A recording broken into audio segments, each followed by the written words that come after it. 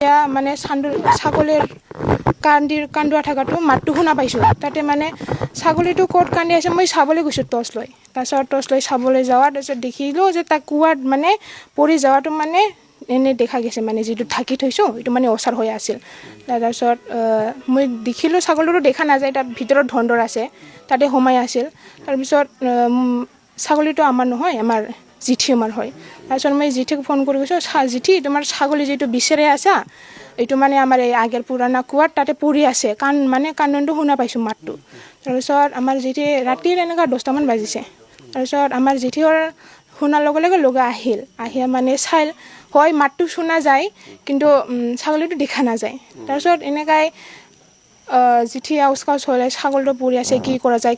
তাৰপিছত এতিয়া বাজাৰত আদিবাসীৰ চোতালত আহে না, তাৰপিছত উমিৰা শুনি মানে এজন খালি আহিছে।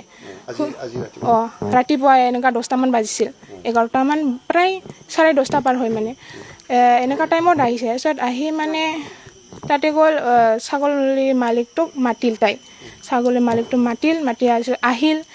কোনো ল'ৰা মানুহ নাই, মই আছিলোঁ, তাই জিঠি আৰু তাই বৌ আছিল ঘৰৰ ওচৰৰ। তাৰপিছত সোমাইল, কোনো ছেফটিৰ কাৰণে এনে কমৰত ৰছীও বান্ধা নাই। তাৰপিছত এনেই ৰছীটো বান্ধি এনেই ধৰি নামি গৈছে। তাৰপিছত ধৰি নামি গ'ল। তাৰপিছত তাই সোমোৱাৰ লগে লগে কৈছে যে ভিতৰত যে গোন্ধ হৈছে, গেছ আছে। তাৰপিছত মই বাৰাণ্ডাত ইয়াতে বহি আছিলোঁ। তাৰপিছত গেছ আছে যিটো সোনকালে আহিব গেছ থাকিলে তাই বিহুজ হৈ মৰিবও পাৰে, মই কৈছোঁ। তাৰপিছত এনেকুৱা কোৱাৰ লগে লগে আমাৰ বৌ আৰু জিঠিয়ে মানে ভয় খাল যে মৰিলে ৰিক্সটো কাৰ হ'ব, বেয়া ঘটনাটো হ'ব না। তাৰপিছত ইয়াতে তাই সোমাই আৰু এবাৰ উঠি আহিছে, গেছ আছে গৈ উঠি আহিছে। তাৰপিছত কুৱাৰ কাপত বহিছে। তাৰপিছত আমাৰ জিঠিয়ে কৈছে যে নালাগে, থাওক মৰুক, তাতে ছাগলীটো মৰুক, নালাগে আৰু সোমাব নালাগে। তাৰপিছত নহয়, মই ইমান দহা কুৱাত মই এটা গৰু উঠাব পাৰোঁ আৰু ছাগলীটো আৰু দহাও নহয়।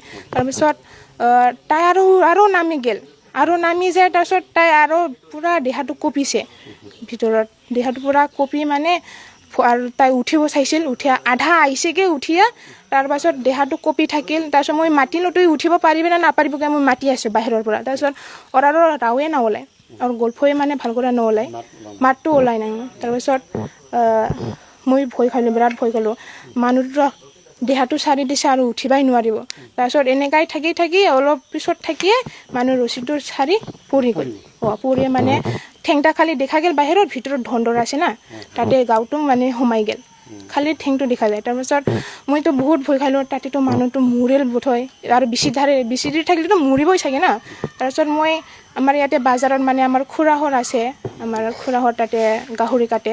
তাৰপিছত মই খুৰাক লগে লগে ফোন কৰি যে ক'লোঁ যে খুৰা এনেকা ছাগলী উঠাব যায়, মানে এনেকা হ'ল যে এই চাউতালটো মানে চিনা হয়গৈ, মানে চিনাকি হয়, ৰচেন কয় এনে, মানে ভাল নামটোতো গম নাপাওঁ মই। এনেতো ৰচেন কৈ মাতে।